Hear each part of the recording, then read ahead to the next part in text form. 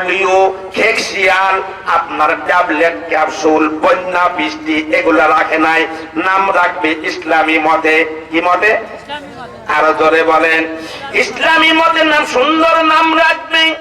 এই সুন্দর নাম রাখার পরে তাকে কোরআন শিক্ষা দেবে, কোরআন পড়াবে।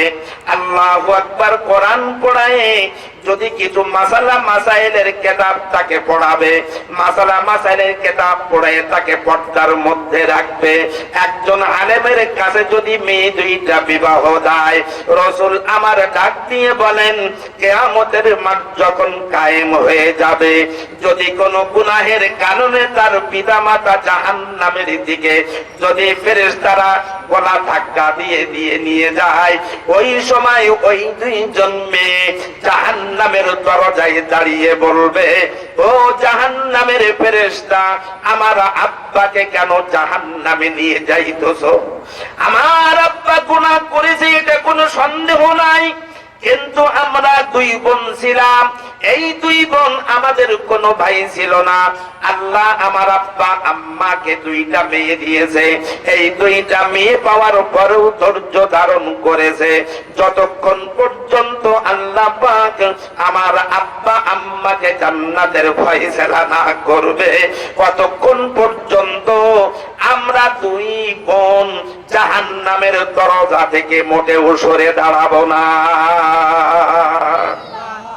আরো আসতে বলেন না সুবহানাল্লাহ। যে কজন ভাইয়ের মেয়ে বেশি আসতে করছেন সুবহানাল্লাহ, বুঝতে পারতেছি। আরো জোরে করেন না সুবহানাল্লাহ। মেয়ে সন্তান থাকলে জাহান্নামের দরজায় দাঁড়িয়ে থাকবে যদি ধৈর্য ধারণ করেন। আল্লাহ পাক ফেরেশতাদেরকে ডাক দিয়ে বলবেন, ও আমার ফেরেশতা, এদের এই দুই মেয়ের পিতা মাতাকে জাহান্নামে দিও না।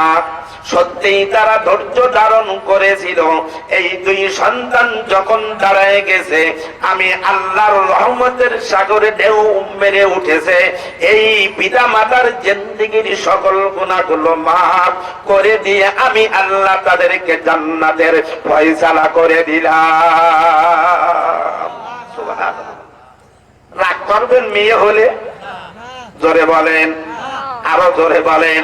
একটু হাত উঁচু করে দেখান তো যে রাগ করবো না।